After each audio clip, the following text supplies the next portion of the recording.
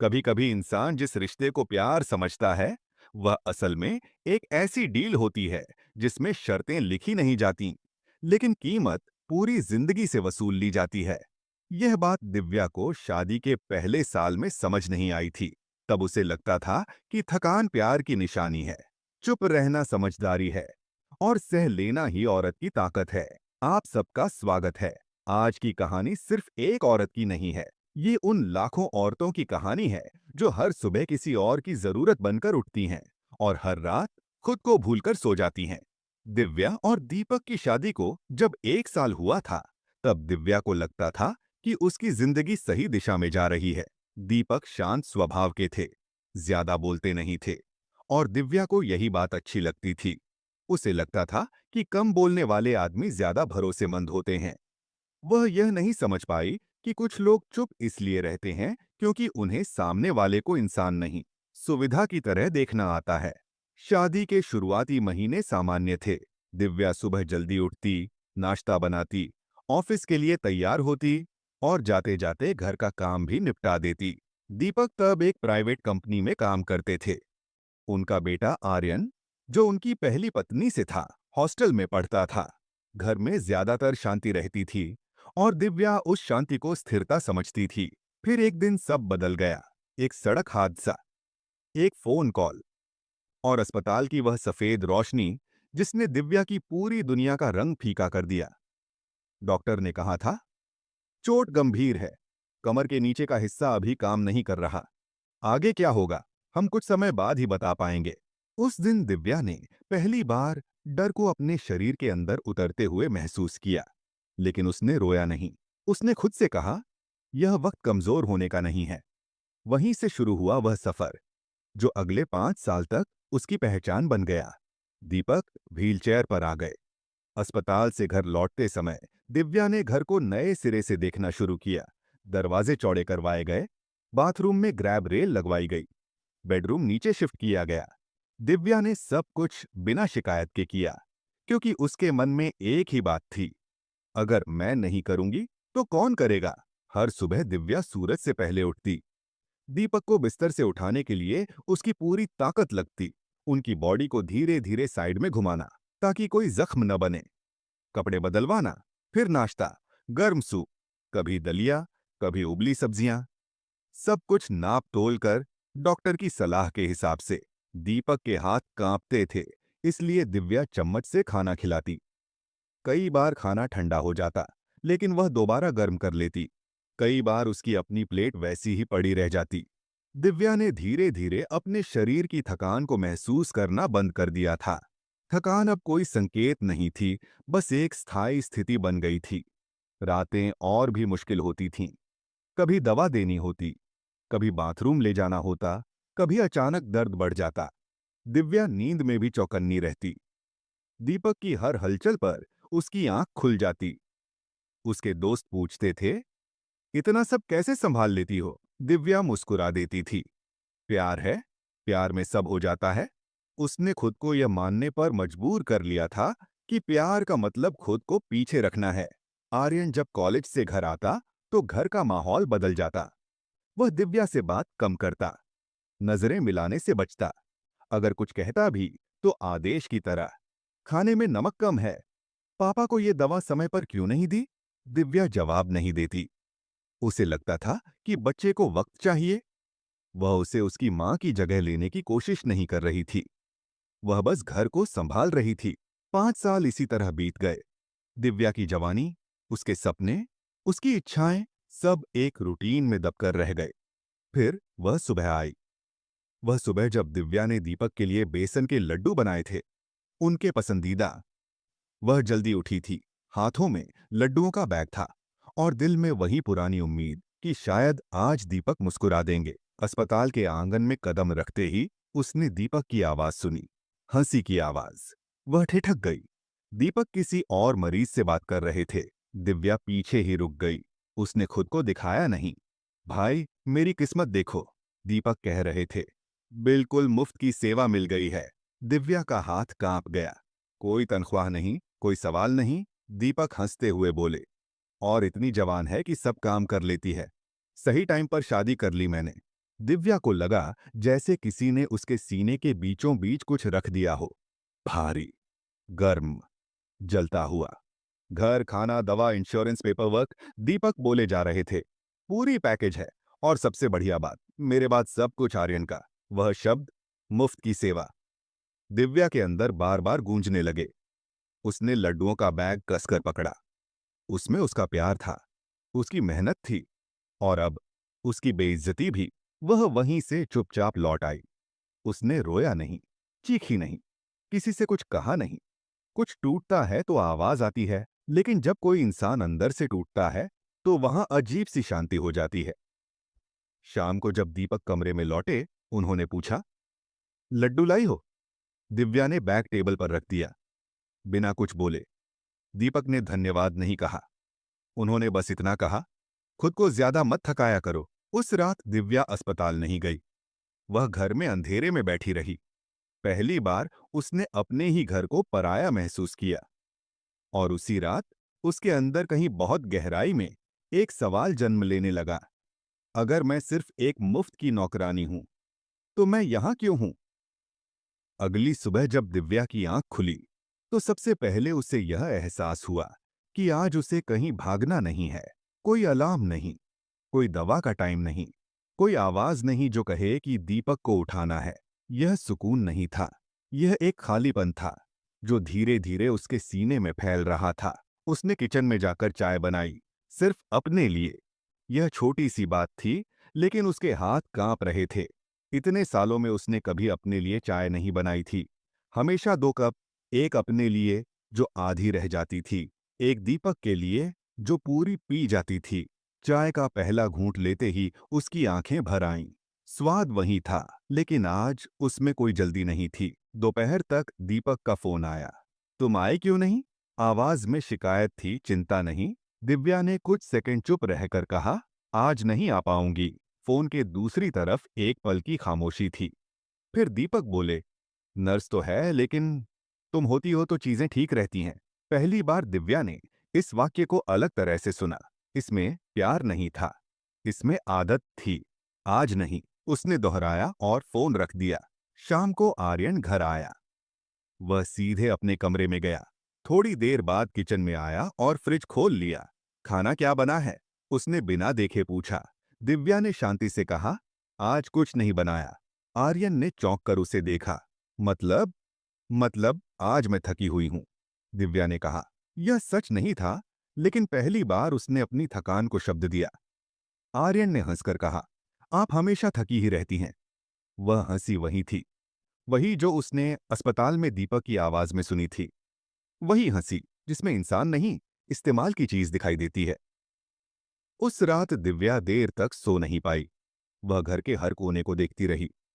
वह सोफा जहां बैठकर उसने दीपक के लिए बीमा के फॉर्म भरे थे, वह अलमारी जिसमें उसने अपनी साड़ियां पीछे खिसका दी थीं ताकि दीपक के कपड़े सामने रहें, वह दीवार जहां उसने आर्यन की बचपन की फोटो टांगने में मदद की थी। ये घर कभी उसका था ही नहीं। अगले कुछ दिनों में दिव्या ने एक एक करके वो काम छोड़ने शुरू किए जो उसने कभी अपनी जिम्मेदारी मान लिए थे। वह दीपक के बैंक के मैसेज नहीं चेक करती, दवाइयों की लिस्ट अपडेट नहीं करती, आर्यन के कपड़े नहीं धोती। दीपक ने मैसेज किए, पहले नरमी से, सब ठीक तो है, फिर गुस्से से, इतनी छोटी बात पर ड्रामा क्यों कर रही हो? और फिर चुप्पी। यह चुप्पी दिव्या के लिए नई नहीं थी। फर्क बस इतना था कि इस बार चुप रहने वाली वह नहीं थी। एक दिन उसने स्टडी रूम की दराज खोली। वही दराज जिसे वह सालों से साफ करती आई थी, लेकिन कभी अंदर झांकने की हिम्मत नहीं की थी। फाइलें सलीके से रखी थीं, दवाइयों की, टैक्स की, प्रॉपर्टी की। और फिर एक कागज नीचे गिरा, लाइफ इंश्योरेंस का फॉर्म। दिव्या ने नाम पढ़े। पहला आर्यन, दूसरा दीपक की बहन, तीसरा खाली। दिव्या का नाम कहीं नहीं था। उस पल उसे रोना नहीं आया, उसे गुस्सा भी नहीं आया। उसे सिर्फ यह साफ साफ समझ आ गया कि प्यार के नाम पर वह जिस रिश्ते को पकड़कर खड़ी थी, उसमें उसके लिए कभी कोई जगह थी ही नहीं। उसी शाम वह शालिनी से मिली। शालिनी उसकी पुरानी दोस्त थी, वही जो सालों से कहती आ रही थी, दिव्या, तुम बहुत ज्यादा दे रही हो। दिव्या ने पहली बार सब कुछ बताया, बिना सजाए, बिना सफाई दिए। शालिनी ने चुपचाप सुना, फिर कहा, तुम्हें पता है कानून तुम्हें क्या कहता है? दिव्या ने सिर हिलाया। कानून तुम्हें पत्नी कहता है, नौकरानी नहीं। यह वाक्य दिव्या के अंदर कहीं ठहर गया। अगले हफ्ते उसने एक वकील से मुलाकात की। उसका नाम टिया था। टिया ने फाइलें देखीं, सवाल पूछे और फिर सीधे कहा, आपने 5 साल सिर्फ सेवा नहीं की है, आपने आर्थिक और भावनात्मक योगदान दिया है। दिव्या पहली बार किसी से यह सुन रही थी। उसने अलग होने के पेपर साइन किए, हाथ नहीं कांपे। जब दीपक को पता चला तो वह चौंक गया। तुम ये क्या कर रही हो? उसने फोन पर कहा। लोग क्या कहेंगे? दिव्या ने शांति से जवाब दिया, जो उन्होंने हमेशा सोचा। कोर्ट की तारीखें शुरू हुईं। दीपक के वकील ने कहा, यह सब प्यार से किया गया था। टिया ने कहा, प्यार और शोषण में फर्क होता है। जब जज ने दिव्या से पूछा, क्या आपको इस शादी में बराबरी मिली? दिव्या ने आंखें उठाकर कहा, नहीं। उस एक शब्द में 5 साल की थकान थी। फैसला आने में समय लगा, लेकिन उस इंतजार के दौरान दिव्या बदल चुकी थी। उसने अपना अलग बैंक अकाउंट खोला, घर से काम करने वाली एडिटिंग जॉब शुरू की, एक सपोर्ट ग्रुप ज्वाइन किया, जहां औरतें अपनी कहानियां बिना शर्म के सुनाती थीं। पहली बार दिव्या ने महसूस किया कि वह अकेली नहीं है। फैसला आया, उसे प्रॉपर्टी का हिस्सा मिला, मेंटेनेंस मिला, लेकिन सबसे बड़ी चीज जो उसे मिली वह पैसा नहीं था। वह था खुद को वापस पाने का हक। जब आर्यन ने गुस्से में कहा, आपने हमारे पापा से सब छीन लिया, दिव्या ने सिर्फ इतना कहा, मैंने कुछ नहीं छीना, मैंने सिर्फ खुद को उठाया है। उस रात वह अपने नए कमरे में बैठी थी। खिड़की से चांद दिख रहा था। उसने गहरी सांस ली। यह जीत नहीं थी, यह आजादी थी। अदालत के फैसले के बाद जिंदगी अचानक आसान नहीं हो गई थी। लोग अक्सर सोचते हैं कि इंसाफ मिलते ही सब ठीक हो जाता है, लेकिन सच यह है कि इंसाफ सिर्फ दरवाजा खोलता है। अंदर का रास्ता इंसान को खुद तय करना पड़ता है। दिव्या ने नया घर किराए पर लिया था। बहुत बड़ा नहीं था। एक कमरा, एक बाथरूम, एक रसोई, एक बरामदा, एक बगीचा। से सुबह की धूप सीधे फर्श पर गिरती थी। पहले दिन उसने वहीं बैठकर देर तक सूरज को देखा, बिना किसी जल्दी के, बिना किसी जिम्मेदारी के। अब सुबह उठने का मतलब किसी और की जरूरत पूरी करना नहीं था। अब सुबह सिर्फ सुबह थी। फिर भी आदतें आसानी से नहीं जाती। कई बार वह अपने आप उठकर किचन की तरफ बढ़ जाती, जैसे किसी के लिए नाश्ता बनाना हो, फिर रुक जाती। याद आता, अब कोई इंतजार नहीं कर रहा। उस खालीपन में भी एक अजीब सी राहत थी। उसने ब्लॉग लिखना शुरू किया। पहले दिन सिर्फ 2 लाइनें लिखी थीं। जरूरत और प्यार में फर्क होता है। मुझे यह फर्क समझने में 5 साल लग गए। उसने पोस्ट पब्लिश कर दी और लैपटॉप बंद कर दिया। उसे उम्मीद नहीं थी कि कोई पढ़ेगा। लेकिन अगले दिन जब उसने ईमेल खोला तो वहां दर्जनों मैसेज थे। औरतें लिख रही थीं अपनी कहानियां, अपने डर, अपनी थकान। दिव्या ने पहली बार महसूस किया कि उसकी आवाज सिर्फ उसकी नहीं रही। उधर दीपक की हालत ठीक नहीं थी। वह बार बार फोन करता, कभी प्यार से, कभी कमजोरी दिखाकर। मुझसे गलती हो गई, वह कहता। तुम जानती हो, मैं ऐसा नहीं सोचता था। दिव्या हर बार फोन चुपचाप काट देती। वह अब सफाई नहीं देना चाहती थी। उसने सीखा था कि हर रिश्ते को बचाना जरूरी नहीं होता। आर्यन एक दिन उसके ऑफिस आया। बिना बताए उसकी आंखों में गुस्सा था। आप खुश हो गईं? उसने ताना मारा। हम सब बिखर गए और आपको चैन मिल गया? दिव्या ने उसकी तरफ देखा। पहली बार बिना डर के। मैं बिखरी नहीं, उसने कहा। मैं बस खुद को समेट रही हूं। आर्यन कुछ कहने ही वाला था कि नेहा, उसकी मकान मालकिन और अब दोस्त, बीच में आ गई। उसकी आवाज सख्त थी। अगर यहां कोई बेइज्जती करने आया है तो दरवाजा वहीं है। आर्यन चला गया। दरवाजा बंद हुआ। दिव्या का शरीर कांप रहा था, लेकिन अंदर कहीं मजबूती थी। कुछ हफ्तों बाद उसे अस्पताल से एक लेटर आया। दीपक को फिर से भर्ती किया गया था। इमरजेंसी कांटेक्ट में उसका नाम अब भी था। दिव्या ने लेटर पढ़ा। उसे कुछ महसूस नहीं हुआ, न डर न दया। उसने टिया को फोन किया और कहा, मेरा नाम हटवा दीजिए। जब नर्स ने दीपक से पूछा कि किससे बुलाएं, तो कमरे में खामोशी थी, वही खामोशी जो उसने सालों दूसरों के लिए भरी थी। अब वह उसकी जिम्मेदारी नहीं थी। समय बीतने लगा, दिव्या का काम बढ़ा, उसके ब्लॉग को लोग पढ़ने लगे। एक पब्लिशर ने संपर्क किया, उसकी कहानी किताब बनने वाली थी। एक दिन उसने अपने लिए फूल खरीदे, गुलाबी। उसने उन्हें बालकनी में रखा और खुद से कहा, यह भी जरूरी है। रात को उसने डायरी में लिखा, मैं अब किसी की मुफ्त की नौकरानी नहीं हूं, मैं अपनी जिंदगी की मालकिन हूं। वह जानती थी कि यह अंत नहीं है, ये शुरुआत है। और शायद पहली बार ये शुरुआत उसकी अपनी थी। समय ने अपनी चाल धीमी कर दी थी, या शायद दिव्या ने पहली बार उसे महसूस करना शुरू किया था। अब उसके दिन किसी और की जरूरतों से तय नहीं होते थे। सुबह वह जब उठती तो कमरे में फैली धूप से दिन का अंदाजा लगाती। कभी देर तक बिस्तर पर बैठी रहती, कभी बालकनी में खड़ी होकर नीचे जाती जिंदगी को देखती। उसने महसूस किया कि आजादी शोर नहीं करती, वह धीरे धीरे इंसान के भीतर उतरती है, जैसे कोई गहरी सांस। किताब पर काम शुरू हो गया था। पब्लिशर ने कहा था, इसे सनसनी नहीं बनाइए, इसे सच्चा रहने दीजिए। दिव्या को यह बात अच्छी लगी। वह जानती थी कि उसकी कहानी की ताकत चीख में नहीं, ईमानदारी में है। लिखते समय कई बार उसकी उंगलियां रुक जातीं। कुछ यादें अब भी भारी थीं। अस्पताल की गंध, दवाइयों की आवाज, आधी रात को किसी और के दर्द पर जाग जाना। लेकिन अब वह उन यादों से भागती नहीं थी। वह उन्हें देखती थी, समझती थी और फिर आगे बढ़ जाती थी। एक शाम नेहा ने उससे पूछा, तुम्हें कभी पछतावा होता है? दिव्या ने कुछ देर सोचा, फिर बोली, नहीं, सिर्फ अफसोस होता है कि मैंने खुद को इतना देर तक नहीं सुना। नेहा मुस्कुराई, कभी कभी सबसे मुश्किल काम यही होता है। इसी बीच खबर आई कि दीपक को स्ट्रोक आया है।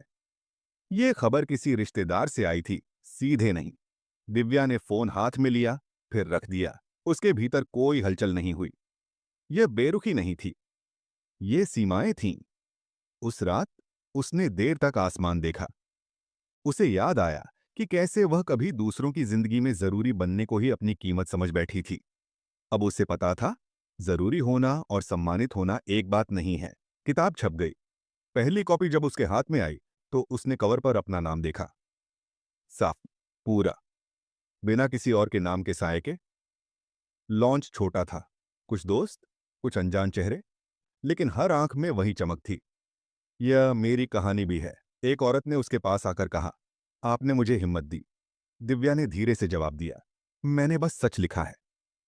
घर लौटते समय उसने महसूस किया कि उसका कदम हल्का है, जैसे कोई भारी बोझ कहीं पीछे छूट गया हो। अब वह अपने लिए खाना बनाती थी, अपने लिए कपड़े खरीदती थी, अपने लिए फैसले लेती थी। एक दिन उसने आईने में खुद को देखा और पहली बार उसे पहचान पाई। वह कोई पत्नी नहीं थी, कोई देखभाल करने वाली नहीं थी, वह सिर्फ दिव्या थी। और यह काफी था। किताब के बाद दिव्या की जिंदगी में शोर नहीं आया, लेकिन एक स्थिर आवाज जरूर आने लगी। वह आवाज उसकी अपनी थी। पहले जो निर्णय वह किसी और की सुविधा देखकर लेती थी, अब वही निर्णय वह अपने मन से लेने लगी थी। उसने एक तय समय बना लिया था, सुबह लिखने का, दोपहर काम का और शाम खुद के लिए। यह खुद के लिए वाला हिस्सा पहले उसकी जिंदगी में कभी था ही नहीं। अब वह कभी पार्क में टहलती, कभी अकेले कॉफी पीती, कभी बस खामोश बैठी रहती। लोग पूछते थे, अकेलापन नहीं लगता? दिव्या हल्के से मुस्कुरा देती। उसे समझ आ गया था कि अकेलापन तब लगता है जब आप किसी के साथ होकर भी खुद से कटे हों। अब वह अकेली नहीं थी, वह पूरी थी। एक दिन सपोर्ट ग्रुप में एक नई औरत आई। उसकी आंखों में वही पुरानी थकान थी जो कभी दिव्या की आंखों में होती थी। वह बोली, मुझे नहीं पता मैं गलत हूं या सही। दिव्या ने उसका हाथ थामा। आप गलत नहीं हैं, आप बस थकी हुई हैं। वह वाक्य सुनते ही उस औरत की आंखों से आंसू बह निकले। दिव्या समझ गई, कभी कभी इंसान को सलाह नहीं, सिर्फ मान्यता चाहिए होती है। उसी हफ्ते एक खबर आई, दीपक की तबीयत बहुत बिगड़ गई थी। अस्पताल से फोन आया। इस बार भी उसका नाम लिस्ट में नहीं था। फिर भी किसी ने पुरानी आदत से उसे नंबर दे दिया। दिव्या ने फोन उठाया। दूसरी तरफ घबराई हुई आवाज थी, आप आप आ सकती हैं क्या? दिव्या ने आंखें बंद कीं। उसने खुद से एक सवाल पूछा, क्या यह दया है या पुरानी आदत? उसने शांत स्वर में कहा, अब यह मेरी जिम्मेदारी नहीं है, और फोन रख दिया। फोन रखते ही उसके हाथ नहीं कांपे, दिल तेज नहीं धड़का, उसे किसी तरह की जीत महसूस नहीं हुई। बस एक साफ रेखा खींच गई थी, अतीत और वर्तमान के बीच।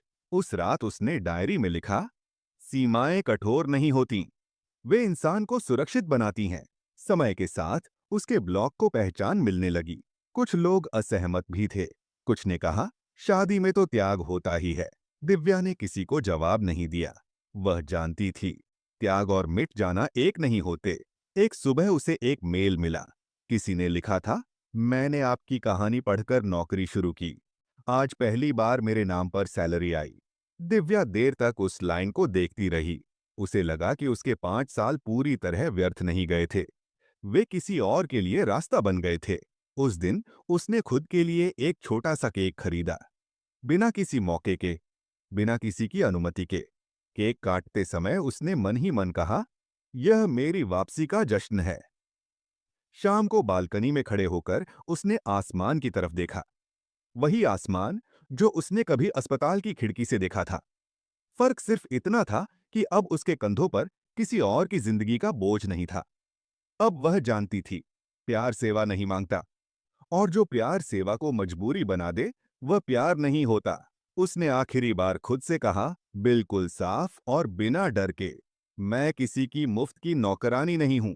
मैं एक इंसान हूं, और मेरी जिंदगी मेरी है। दिव्या को अब यह समझ आ चुका था कि जिंदगी में सबसे मुश्किल फैसला छोड़ना नहीं होता, बल्कि वही चीज दोबारा न उठाना होता है जिसे आप छोड़ चुके हैं। लोग अक्सर सोचते हैं कि एक औरत अगर अलग हो गई तो उसकी लड़ाई खत्म हो गई, लेकिन असल में लड़ाई वहीं से शुरू होती है, जब समाज उससे उम्मीद करता है कि वह फिर से समझौता कर ले। कुछ महीने बीते। दिव्या का काम स्थिर हो गया। उसके नाम से बिल आते थे, और वह उन्हें भरते समय थकती नहीं थी, क्योंकि अब यह थकान किसी और के लिए नहीं थी। यह उसकी अपनी जिंदगी का खर्च था। एक दिन उसकी मां का फोन आया। आवाज में हिचक थी। लोग बातें कर रहे हैं, मां ने कहा। दिव्या चुप रही। कह रहे हैं कि इतना सब हो गया, फिर भी तुमने रिश्ते को नहीं संभाला। दिव्या ने खिड़की से बाहर देखा। नीचे सड़क पर लोग चल रहे थे, अपनी अपनी जिंदगी में व्यस्त। मां, उसने धीरे से कहा, मैंने रिश्ता नहीं तोड़ा, मैंने खुद को जोड़ लिया। फोन के उस पार खामोशी थी। फिर एक लंबी सांस। अगर तुम ठीक हो तो यही काफी है, मां ने कहा। उस दिन दिव्या को एहसास हुआ कि हर किसी को समझाना जरूरी नहीं होता। कुछ लोगों का साथ चुपचाप मिल जाता है। उधर दीपक की हालत और बिगड़ गई थी। यह खबर उसे अब सीधे नहीं मिलती थी, बल्कि इधर उधर से आती थी। किसी ने बताया कि आर्यन ज्यादातर बाहर रहता है।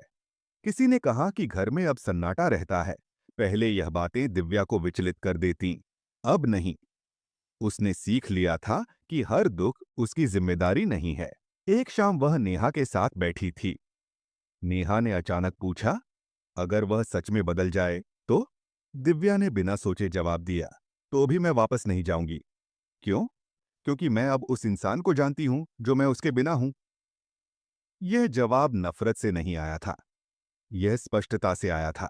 समय के साथ दिव्या ने अपने ब्लॉग पर एक नई सीरीज शुरू की, औरतें और अदृश्य मेहनत। हर पोस्ट में किसी और की कहानी थी, लेकिन हर कहानी में दिव्या की परछाएं भी थीं। लोगों ने पढ़ा, साझा किया, बहस की, कुछ नाराज भी हुए। एक कमेंट उसे याद रह गया, आप औरतों को घर तोड़ना सिखा रही हैं। दिव्या ने जवाब नहीं दिया। उसने एक नई पोस्ट लिखी, घर तब टूटता है जब उसमें रहने वाला इंसान खुद टूट जाए। उस रात उसने चैन की नींद सोई। दिव्या को अब यह एहसास होने लगा था कि आजादी के बाद जो सबसे बड़ी परीक्षा आती है, वह होती है खुद को सही ठहराने की। जब आप किसी रिश्ते से बाहर निकलते हैं, तो लोग पहले सवाल नहीं पूछते, वे फैसले सुनाते हैं। और उन फैसलों के बीच खड़े रहना आसान नहीं होता। एक दिन उसके ऑफिस के बाहर एक औरत खड़ी थी, उम्र में दिव्या से थोड़ी बड़ी, आंखों में वही पुरानी घबराहट। उसने खुद को सीमा बताया। वह दिव्या का ब्लॉग पढ़ती थी, मैं आपसे मिलने इसलिए आई हूं, सीमा ने कहा, क्योंकि मैं वही हूं जो आप थीं। लेकिन मैं अभी भी वहां हूं। दिव्या ने उसे अंदर बैठाया, चाय बनाई। दोनों कुछ देर चुप रहीं। फिर सीमा ने बोलना शुरू किया। पति की बीमारी, सालों की देखभाल, बदले में चुप्पी, ताने और बेइज्जती। दिव्या ने बीच में टोका नहीं। उसने सीखा था कि दर्द को रोका नहीं जाता, सुना जाता है। मैं डरती हूं, सीमा ने कहा। अगर मैं रुक गई तो लोग क्या कहेंगे? दिव्या ने शांत स्वर में कहा। लोग हर हाल में कुछ न कुछ कहते हैं। सवाल यह है कि आप अपने बारे में क्या कहेंगी? सीमा रो पड़ी। यह रोना कमजोर नहीं था, यह थकान का था। उस दिन सीमा के जाने के बाद दिव्या देर तक बैठी रही। उसे एहसास हुआ कि उसकी कहानी अब सिर्फ उसकी नहीं रही। वह दूसरों के लिए आईना बन गई थी। लेकिन हर आईना लोगों को अच्छा नहीं लगता। कुछ दिनों बाद उसे एक कानूनी नोटिस मिला, दीपक की तरफ से। उसमें लिखा था कि उसकी किताब में लिखी बातें उनकी निजी जिंदगी को बदनाम कर रही हैं। दिव्या ने नोटिस पढ़ा, दिल जोर से धड़का, लेकिन वह टूटी नहीं। उसने टिया को फोन किया। टिया ने हंसकर कहा, सच को बदनामी नहीं कहते। केस आगे नहीं बढ़ा। नोटिस बस डराने के लिए था, लेकिन उस डर ने दिव्या को एक बार फिर आईने के सामने खड़ा कर दिया। उस रात उसने सोचा, क्या वह सच में तैयार है इस रास्ते पर चलने के लिए? सुबह उठकर उसने वही किया जो वह अब हमेशा करती थी, अपने लिए फैसला लिया। उसने लिखना बंद नहीं किया। समय बीतता गया। दिव्या को कई मंचों पर बुलाया जाने लगा। वह कहीं भाषण नहीं देती थी, वह सिर्फ अपनी कहानी बताती थी, बिना नाटकीयता के, बिना आरोपों के। लोग सुनते थे, क्योंकि वह कहानी किसी एक की नहीं थी। एक कार्यक्रम के बाद एक बुजुर्ग महिला उसके पास आई। उसने दिव्या का हाथ पकड़कर कहा, हमारी पीढ़ी को यह शब्द कभी नहीं मिले, तुमने हमें वो शब्द दे दिए। दिव्या की आंखें भर आईं। यह तारीफ नहीं थी, यह स्वीकृति थी। उसी शाम उसने डायरी में लिखा, कभी कभी सबसे बड़ा बदलाव शोर से नहीं, नाम देने से आता है। अब वह जानती थी कि उसकी लड़ाई सिर्फ अपने लिए नहीं थी, वह उन सबके लिए थी जिन्हें कभी यह नहीं बताया गया कि वे थक सकते हैं, रुक सकते हैं और फिर भी अच्छे इंसान रह सकते हैं। अब दिव्या की जिंदगी में भाग दौड़ कम थी, लेकिन अर्थ ज्यादा था। वह जहां जाती, वहां लोग उससे सलाह नहीं, पुष्टि लेने आते कि जो वे महसूस कर रहे हैं वह गलत नहीं है। यह जिम्मेदारी भारी थी, लेकिन वह जानती थी कि यह बोझ नहीं, भरोसा है। एक दिन उसे एक स्कूल से बुलावा आया, महिला स्वास्थ्य और मानसिक मजबूती पर बात करने के लिए। उसने कोई लंबा भाषण तैयार नहीं किया, बस कुछ पन्ने लिए और मंच पर चली गई। उसने कहा, मैं आपको यह नहीं बताने आई हूं कि क्या करना चाहिए, मैं बस यह बताने आई हूं कि क्या सहना जरूरी नहीं है। हॉल में सन्नाटा था। कई लड़कियां पहली बार यह सुन रही थीं कि त्याग की भी सीमा होती है। कार्यक्रम के बाद एक लड़की उसके पास आई, बहुत धीमी आवाज में बोली, अगर मुझे कभी ऐसा लगे कि मैं टूट रही हूं, तो क्या मैं रुक सकती हूं? दिव्या ने कहा, रुकना हार नहीं होती, कभी कभी वही बचाव होता है। उस रात वह घर लौटी तो थकी हुई थी, लेकिन खाली नहीं। उसने खाना बनाया, खिड़की खोली और शहर की आवाजें सुनी। यह वही शहर था जिसने कभी उसकी आवाज नहीं सुनी थी। अब वह बदल नहीं गया था, लेकिन उसने दिव्या को बदल दिया था। कुछ हफ्तों बाद उसे पता चला कि सीमा ने नौकरी के लिए आवेदन किया है। यह खबर छोटी थी, लेकिन दिव्या के लिए बहुत बड़ी। उसने समझा कि बदलाव हमेशा तुरंत नहीं दिखता, लेकिन जब दिखता है तो सही जगह पर चोट करता है। उधर दीपक की तबीयत अब स्थिर बताई जा रही थी। वह व्हीलचेयर पर था, बोल सकता था, लेकिन घर में देखभाल करने वाला कोई स्थायी नहीं था। यह खबर किसी सहानुभूति के साथ नहीं आई, बस एक सूचना की तरह आई। दिव्या ने सुना और आगे बढ़ गई। एक शाम उसने अपनी किताब की दूसरी कॉपी खोली। पहले पन्ने पर उसने खुद के लिए लिखा, तुमने सही चुना। अब उसे किसी के प्रमाण पत्र की जरूरत नहीं थी। कभी कभी वह सोचती थी, अगर उसने वह वाक्य न सुना होता तो क्या वह आज यहां होती? शायद नहीं, लेकिन वह उस अपमान के लिए आभारी भी नहीं थी। वह बस जागरूक थी। दर्द ने उसे नहीं बनाया, जागरूकता ने बनाया। अब जब वह आईने में देखती थी तो वहां कोई अपराध बोध नहीं था, सिर्फ शांति थी। और शांति उसने समझ लिया था सबसे बड़ा जवाब होती है। समय बीतने के साथ दिव्या ने यह सीख लिया था कि हर दिन कुछ साबित करने की जरूरत नहीं होती। कुछ दिन सिर्फ जीने के लिए होते हैं। उन दिनों वह देर तक चाय पीती, किताबों के बीच बैठती और खामोशी से दोस्ती करती। यह वही खामोशी थी जिससे वह पहले डरती थी, क्योंकि उसमें सवाल होते थे। अब उसी खामोशी में जवाब थे। एक दिन उसकी ब्लॉग पोस्ट वायरल हो गई। किसी ने उसे टैग करते हुए लिखा, यह कहानी मेरी माँ की है, मेरी मौसी की है, मेरी पड़ोसन की है। दिव्या ने स्क्रीन बंद कर दी। उसे तारीफ से ज्यादा यह समझ आ गया था कि यह अकेली कहानी नहीं थी, यह एक पैटर्न था। उस शाम उसने पहली बार अपने पुराने कपड़ों का बॉक्स खोला। वही साड़ी जिसे उसने दीपक के पहले ऑपरेशन के दिन पहना था, वही सूट जिसमें उसने पहली बार कोर्ट में कदम रखा था। उसने सबको तह करके अलग किया, कुछ दान के लिए, कुछ यादों के लिए। हर कपड़ा किसी भूमिका का प्रतीक था और हर भूमिका अब पूरी हो चुकी थी। नेहा ने पूछा, तुम्हें कभी डर नहीं लगता कि लोग क्या कहेंगे? दिव्या मुस्कुराई, अब नहीं, क्योंकि जो लोग कुछ कहते हैं वो मेरी जगह नहीं जी रहे। कुछ दिन बाद एक महिला उससे मिलने आई। उम्र में बड़ी, आंखों में थकान। बोली, मैं 22 साल से शादी में हूं। मुझे नहीं पता मैं खुश हूं या बस आदत में हूं। दिव्या ने उसे कोई सलाह नहीं दी, बस पूछा, अगर आपकी बेटी यही कहानी जी रही होती तो आप क्या चाहती? महिला रो पड़ी। दिव्या समझ गई, सवाल सही जगह लग गया था। अब उसकी सुबह अलग थीं। अलार्म नहीं, शरीर खुद उठ जाता था। उसने अपने लिए एक छोटा सा नियम बनाया, कोई भी काम जो सिर्फ दूसरों को खुश करने के लिए हो और उसे खुद से दूर ले जाए, वह नहीं करेगी। एक दिन उसे अस्पताल से फिर फोन आया। दीपक को एक फैसले पर साइन चाहिए थे। डॉक्टर ने पूछा, क्या आप उनकी पत्नी हैं? दिव्या ने शांति से कहा, नहीं, अब नहीं। फोन कट गया और उसी पल उसके अंदर कुछ हमेशा के लिए कट गया, एक ऐसा धागा जो अब सिर्फ नाम का था। उस रात उसने अपनी डायरी में लिखा, आज मैंने एक शब्द कहा, नहीं, और पूरी दुनिया ठीक रही। अब दिव्या की पहचान किसी रिश्ते से नहीं थी। वह अपने काम, अपने शब्दों और अपने चुनावों से जानी जाती थी। उसे अब मजबूत बनने की कोशिश नहीं करनी पड़ती थी।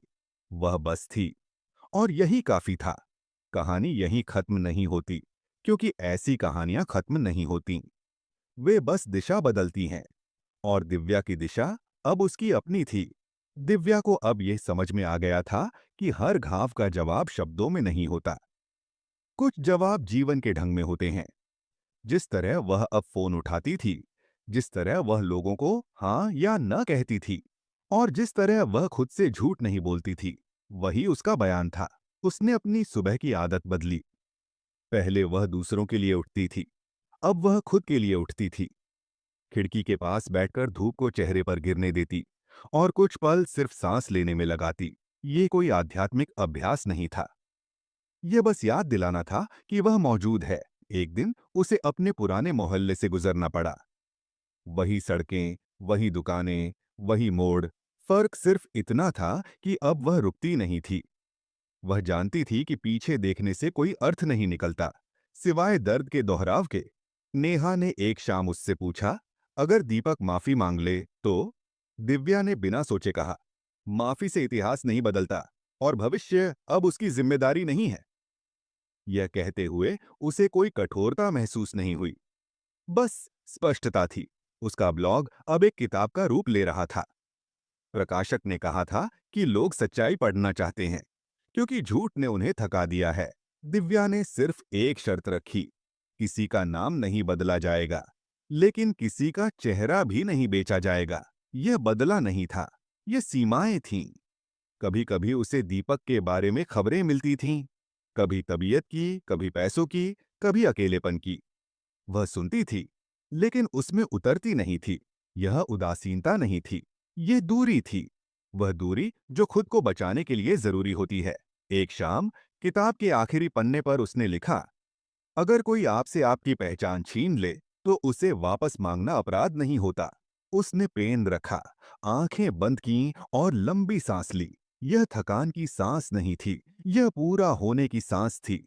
अब दिव्या किसी कहानी की नायिका नहीं थी, वह एक साधारण औरत थी जिसने एक असाधारण फैसला लिया था, रुकने का, जब दुनिया चाहती थी कि वह सहती रहे।